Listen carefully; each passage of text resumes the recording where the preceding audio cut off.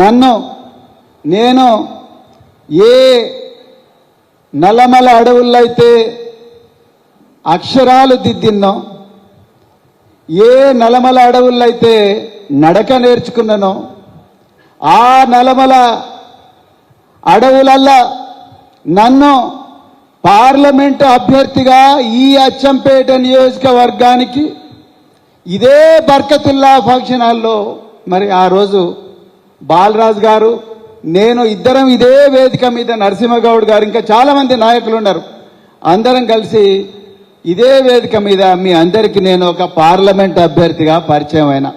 అవునా కాదా? ఎర్రటి ఎండను కాదని అప్పటికే కాంగ్రెస్ పార్టీ ఇక్కడ ఉండే ఎమ్మెల్యే అత్యంత క్రూరంగా మన కార్యకర్తల మీద ఎక్కడ పడితే అక్కడ కేసులు పెడుతున్నా కూడా, బిడ్డ నువ్వు జైలు వేసినా ఉరికమ్మ ఎక్కించినా మేము మాత్రం మా గులాబీ జెండాను వదలం, కేసీఆర్ గారిని వదలమని ఆ రోజు ఎర్రటి ఎండలో ఇక్కడికి వచ్చి మీరు ఏ అభ్యర్థిని పెట్టినా కూడా మేము గెలిపిస్తాం అని చెప్పి ఆ రోజు మీరందరు ఇక్కడికి వచ్చిండ్రు. ఆ రోజు ఇక్కడే బాలరాజు గారు ఉన్నారు.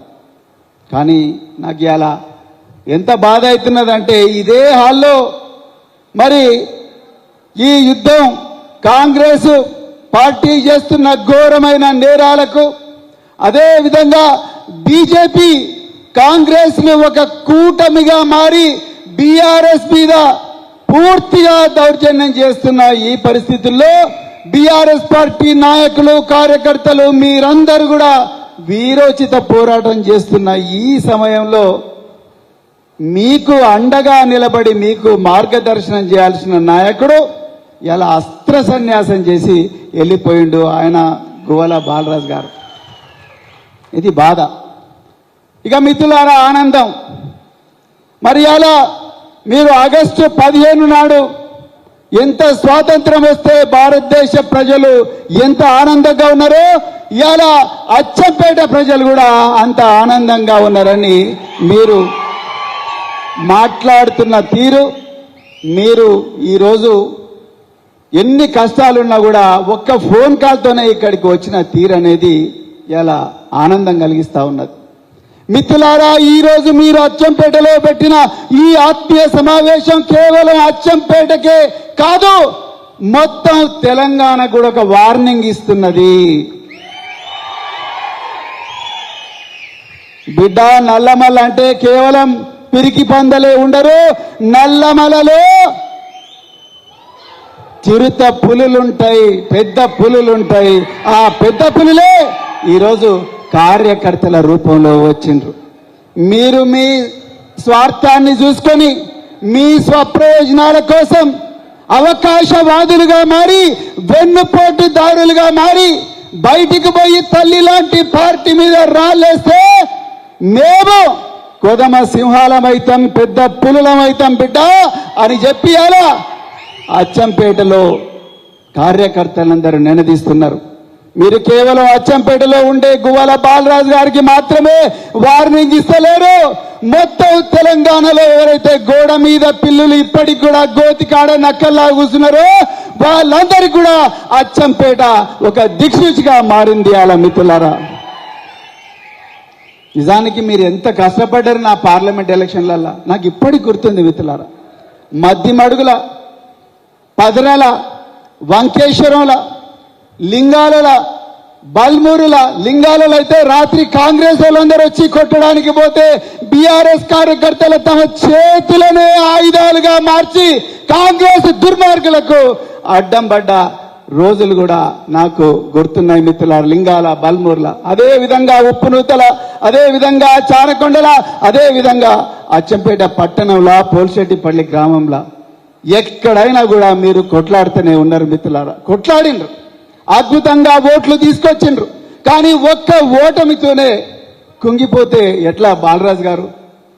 నాకైతే అర్థం కాలేదు. ఆయన వీడియోలన్నీ చూసినా, ఆయన ఇంటర్వ్యూలో చెప్తున్నారు, ఒక కార్యకర్త అయితే నిన్నగాక మొన్న ఒక మీటింగ్ పెడితే కార్యకర్త 2 చేతులు జోడించి, సార్ 2007 సంవత్సరం నుంచి మీతోనే తిరుగుతున్నాను, దయచేసి పోకండి సార్, బీఆర్ఎస్ పార్టీ గెలవబోతున్నది, మీరెందుకు పోతున్నారు సార్ అంటే ఆయన గుండె కరగలేదు. ఇవాళ ఎక్కడ పోయిండండి ఆయన? బీజేపీ అధ్యక్షుడు రామచందర్ రావు దగ్గరికి పోయిండు. ఇదేనా ఒక బీఆర్ఎస్ నాయకుడు చేయాల్సిన పని? ఒక ఎంపీగా పోటీ చేసిండ్రు, మీరు 2 సార్లు ఎమ్మెల్యే అయినరు, చీఫ్ విప్గా మీకు విప్గా అవకాశం ఇచ్చారు పెద్దలు కేసీఆర్ గారు. అదే విధంగా మీకు నాగర్ కర్నూలు జిల్లా అధ్యక్షులుగా చేసిండ్రు. ఇంతమంది గొప్ప మనసున్న కార్యకర్తలు, పార్టీని ప్రాణానికన్నా ఎక్కువగా ప్రేమించే కార్యకర్తలు, నాయకులు ఇంతమంది ఉండగా ఏ విధంగా మీరు మనసు చంపుకొని ఆ బీజేపీకి పోయినరు? బాలరాజు గారు నిరంతరం ఈ తెలంగాణను దోచుకోవడానికి కాంగ్రెస్ బీజేపీలు 2 ఒకటై కేసీఆర్ గారిని ఎంతో ఇబ్బంది పెడుతూ, కేటీఆర్ గారిని ఇబ్బంది పెడుతూ, మరెందరో సీనియర్ నాయకులను ఇబ్బంది పెడుతున్న ఈ తరుణంలో మనం కేసీఆర్ గారి వైపు ఉండాలనా లేకపోతే బీజేపీ వైపు ఉండాలనా? చెప్పండి మిత్రులారా, ఎవరి వైపు ఉండాలి? మనం గట్టిగా చెప్పండి. కేసీఆర్ గారి వైపు ఉండాలి. మనం ఇలా బాలరాజు గారు అస్త్ర సన్యాసం చేసిపోయాడు. మిత్రులారా, నేను మళ్ళీ చెప్తున్నా, నాకు కాదని కేసీఆర్ గారు ప్రవీణ్ కుమార్కి ఇచ్చిండ్రు అని అన్నారు. మిత్రులారా, మళ్ళీ చెప్తున్నా మిత్రులారా, నేను ఎంపీగా కావాలని నేను బీఆర్ఎస్ పార్టీలోకి రాలేదు. మీ అందరికి చెప్తున్నా సభాముఖంగా, నేను ఈ రాష్ట్రంలో ఈ దేశంలో కేసీఆర్ గారి ఆలోచన విధానం, కేసీఆర్ గారు ఉద్యమించి తెలంగాణను రాజ్యాంగబద్ధంగా తీసుకొచ్చిన విధానం, అదే విధంగా తీసుకొచ్చిన తెలంగాణను కేవలం 10 సంవత్సరాల్లోనే బంగారు తెలంగాణగా మార్చి దేశంలో నెంబర్ 1 చేసిన విధానం, ఆ విధానాన్ని నచ్చి నేను వచ్చిన. మిత్రులారా, మీ అందరికి కూడా తెలుసు, నాకు రేవంత్ రెడ్డి ఫోన్ చేసి అన్నా నీకు Telangana public service commission chairman పదవి ఇస్తా. ఆయనని సభాముఖంగా చెప్పిండు, నేను కాదు చెప్పింది, ఆయనే చెప్పిండు. నీకు ప్లానింగ్ బోర్డు వైస్ చైర్మన్ ఇప్పుడు వనపర్తి చిన్నారెడ్డి ఉన్నారు కదా, డాక్టర్ చిన్నారెడ్డి, ఆ పదవి కూడా ఇస్తా అన్నాడు. నేనన్నా అన్న, నేను కేసీఆర్ గారికి మాట ఇచ్చిన ఆయన వెంబడే నడుస్తా కాబట్టి ఆ పార్టీ అధికారంలో లేకపోయినా నేను బీఆర్ఎస్ పార్టీ వెంబడే పోతా అని చెప్పిన. నేను ఆ రోజు కేసీఆర్ గారికి ఆ నందినగర్ నివాసంలో గువ్వల బాలరాజు గారు కూడా ఉన్నారు. ఆ నందినగర్ నివాసంలో నాకు నాగర్ కర్నూలు ఎంపీ సీట్ ఇస్తేనే నేను వస్తా అని ఎప్పుడు కూడా చెప్పలేదు గువ్వల బాలరాజు గారు. మీకు నోరు ఎట్లొస్తుందో నాకైతే తెలియడం లేదు. అది కాకుండా మళ్ళీ నిరంజన్ రెడ్డి గారిని నిందించడం, వారికి అసలు సంబంధమే లేదు ఈ నిర్ణయంలో.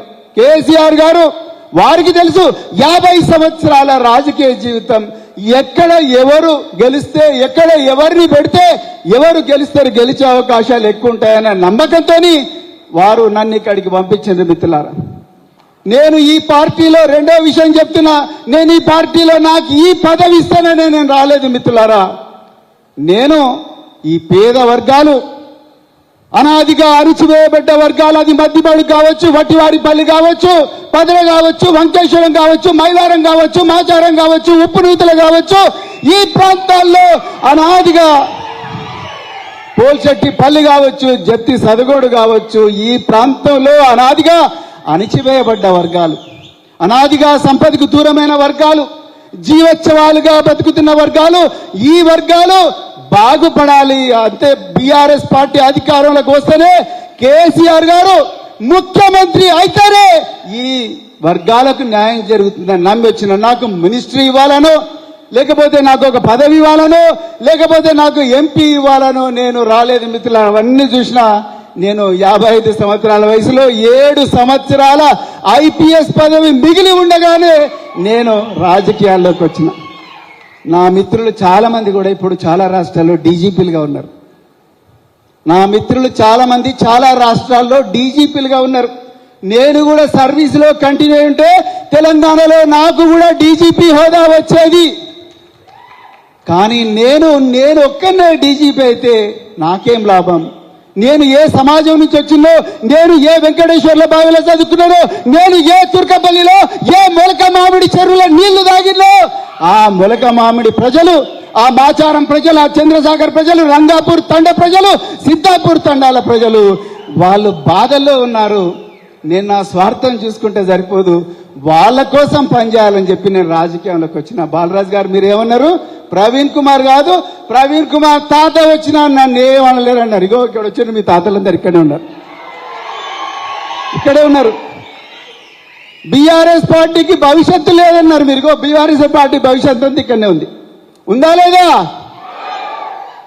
అందుకొరకే మిత్రులారా, పార్టీ అంటే ఫ్లెక్సీల మీద ఫోటోలు కాదు మిత్రులారా, పార్టీ అంటే డీపీ కాదు వాట్సాప్లో.